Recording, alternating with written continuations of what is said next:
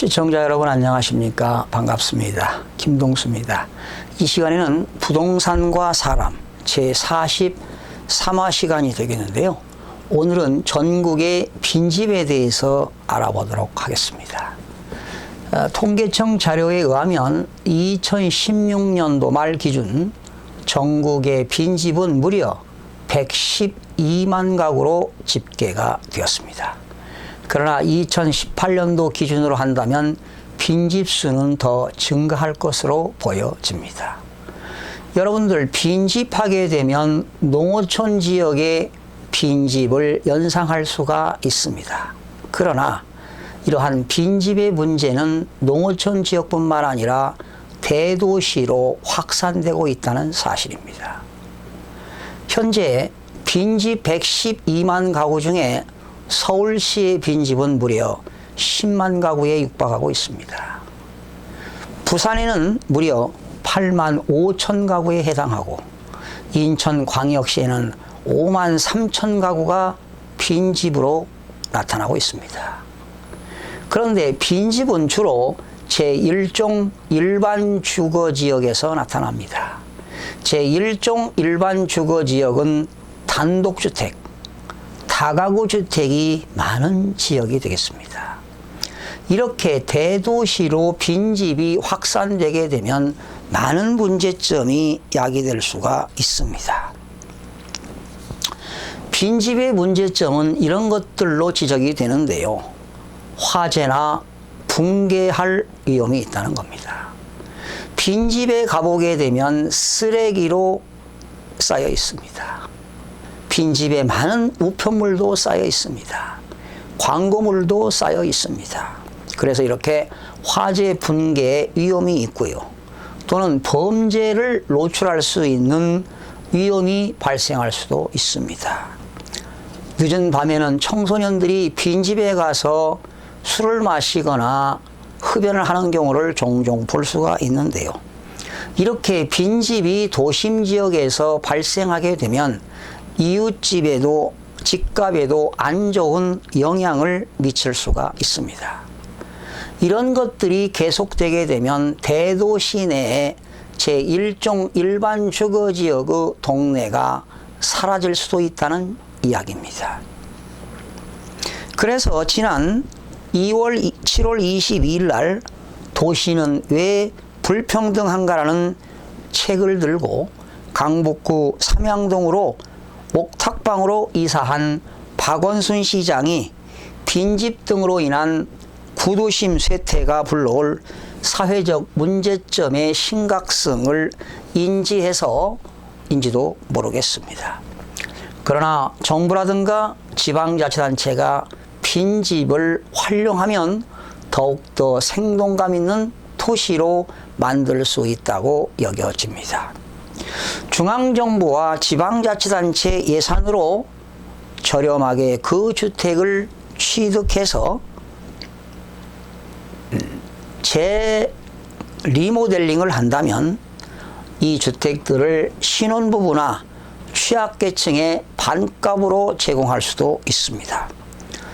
또한 장가를 결혼을 못한 처녀 총각들이 이러한 저출산 문제도 해결할 수 있을 것입니다. 국가가 아이를 낳을 수 있도록 정책을 개발해야 할 겁니다. 수백조 출산 문제를 위해서 수백조 예산을 들였지만 출산율은 점점 더 쇠퇴하고 있습니다. 심지어 계속 2018년 5월에는 출생아가 최저 기록을 갱신했습니다. 매월 출산율 최저 기록을 갱신하고 있는 상황입니다. 이렇게 해서 국가가 청년들이 결혼해서 아이를 낳을 수 있는 환경을 조성해야 저출산 문제가 해결될 거라고 생각됩니다. 이렇게 저렴하게 취득해서 청년들이 사무실 없이 창업 공간으로도 이용할 수가 있을 것입니다. 또한 장애인들의 일터 공간으로도 만들 수 있고요. 그리고 공동체 마을을 형성해서 조합을 형성해서 사업도 구상할 수가 있고 기타 공간도 활용할 수가 있고, 또는 그 다가구 주택이 있는 그런 단독주택에서는 텃밭을 이용해서 먹거리도 만들 수가 있을 것입니다. 그래서 저는 이러한 빈집들을 정부와 지방자치단체가 나서서 도시재생 뉴딜 정책을 수립하면 어떨까 제안을 해봅니다. 그래서 이렇게 전국의 도시지역에 지금 주택가에 빈집들이 늘어나고 있는데요. 이 이유는 바로 신도시에 밀린 겁니다. 그러니 구도시가 쇠퇴를 하게 되고, 그리고 신도시와 구도시의 심각한 불균형이 초래되고 있어 사회 문제로 대두가 되고 있습니다. 그러나 그 집주인들은 재산권 행사로 인해서 활용은 어렵지만 재산권을 문제가 있기 때문에 국가와 어떠한 조율을 해야 될 것이라고 생각이 됩니다. 그래서 정부가 이런 도시 재생 사업을 뉴딜 정책으로 한다면 수많은 일자리도 창출될 겁니다.